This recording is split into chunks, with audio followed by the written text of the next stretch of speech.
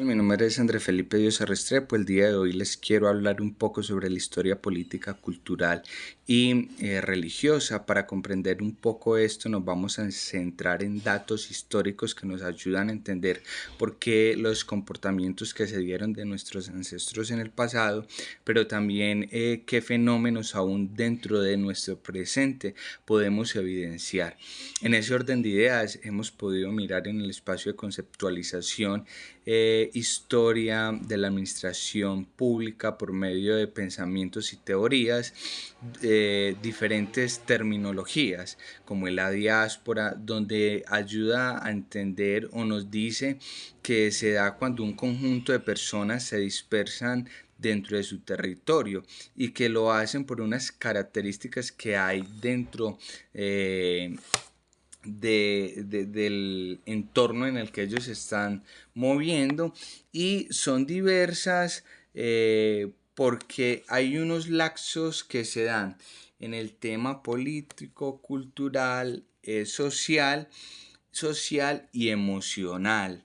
Y eso nos dice a nosotros que ahí es donde se origina lo que nosotros entendemos como diversidad, y que esa diversidad se da en algo que puede ser o podemos denominar un país.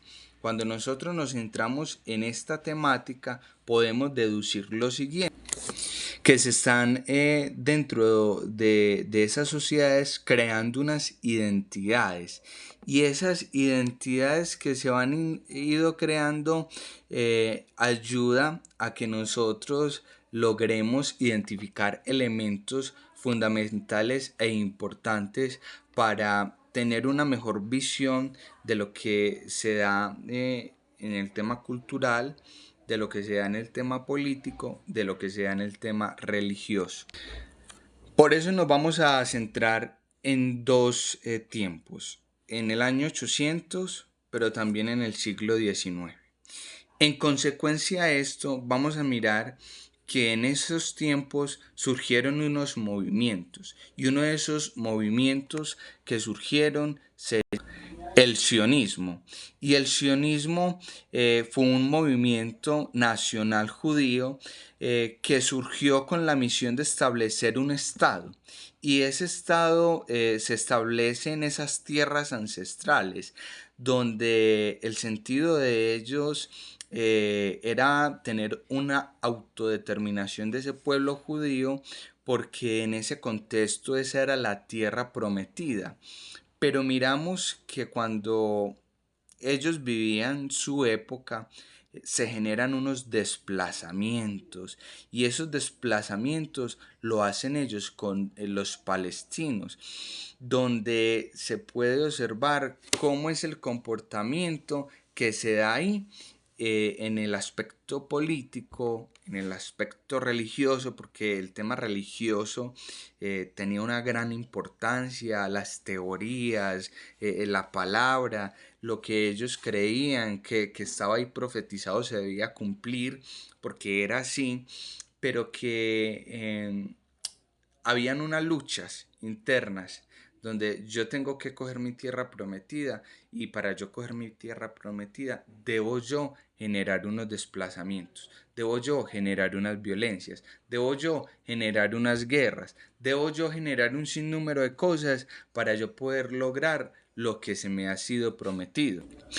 Y es así donde nosotros nos ponemos a pensar: ¿y qué es esto? ¿Por qué se da?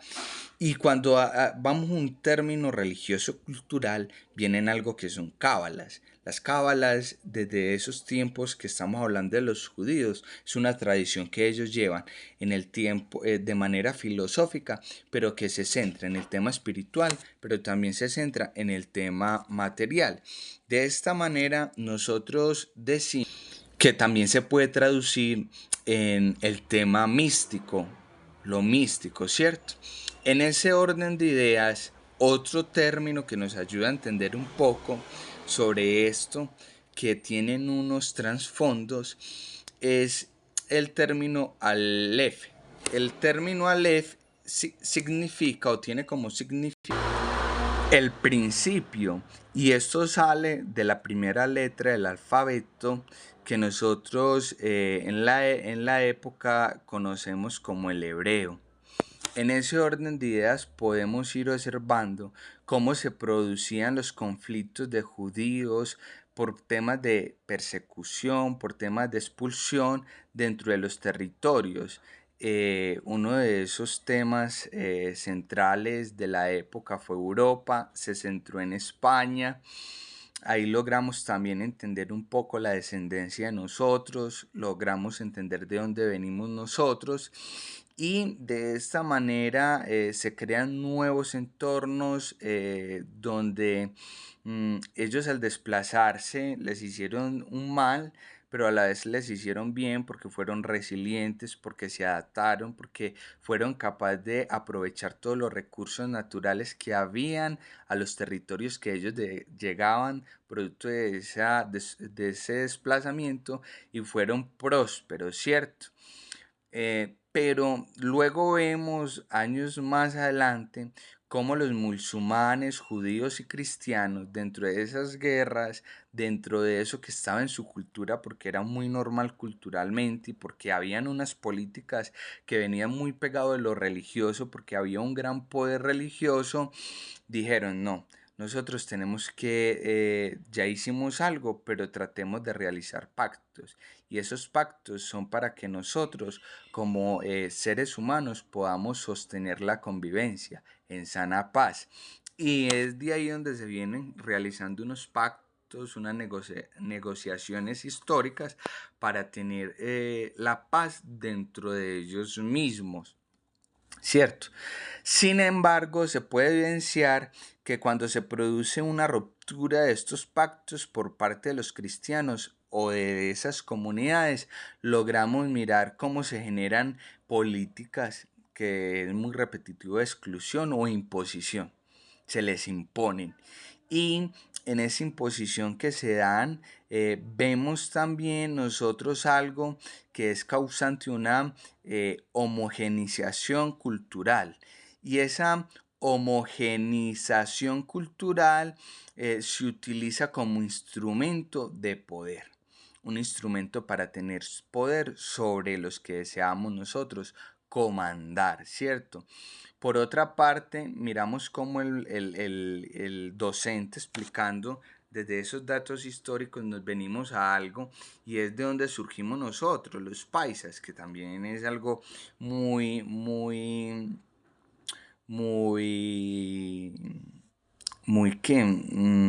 importante de nosotros poder descubrir.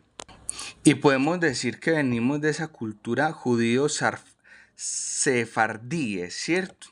Y cómo es nuestra descendencia, cómo es ese impacto donde hay una mezcla étnica y se da entre el tema de mestizos, mulatos, zambos, que tocan mucho desde el tema español, desde el tema americano y africanos.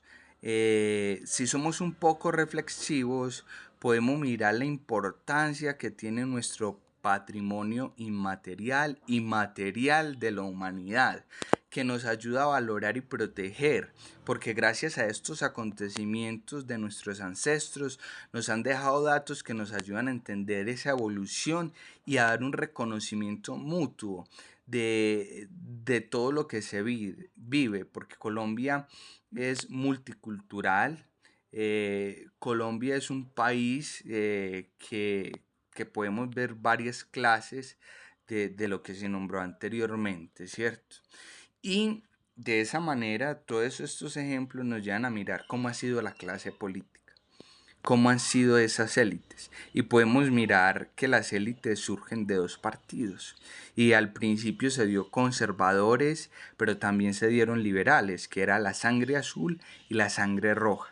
Y podemos mirar entre ellos presidentes como Manuel María, quien fue presidente del Partido de Colombia por el Partido Conservador, o podemos mirar Pedro Nel, quien también fue presidente del Partido Conservador.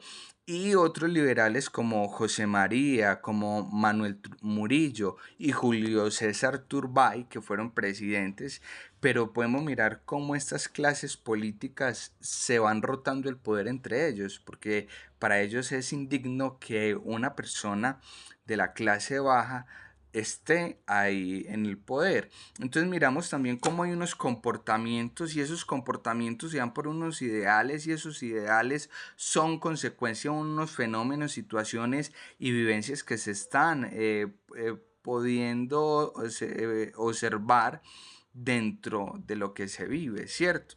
Es así como nosotros miramos ese trasfondo de las situaciones, cómo el tema religioso ha tenido una gran importancia a través de la historia, el tema cultural, porque nosotros venimos desde unas raíces donde hemos tenido, cierto, unos arraigos muy a ese tema criollo, a ese tema mestizo, y se vienen un sinnúmero de cosas y comportamientos, unas luchas que han ido teniendo evoluciones, luchas sobre el trabajo, luchas sobre no discriminación, luchas sobre la transformación política, luchas sobre esos cambios sociales, económicos que se dan teniendo esas diferencias y desigualdades de una clase a otra, ¿cierto?